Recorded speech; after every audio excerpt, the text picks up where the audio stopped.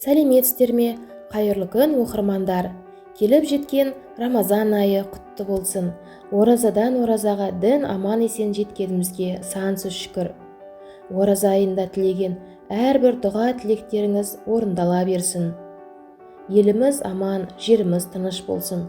Ұстаған оразаларыңыз қабыл болсын. Мен бүгінгі ауызшарға қуырдақ әзірледім. Ал сіздер қандай ас әзірледіңіздер?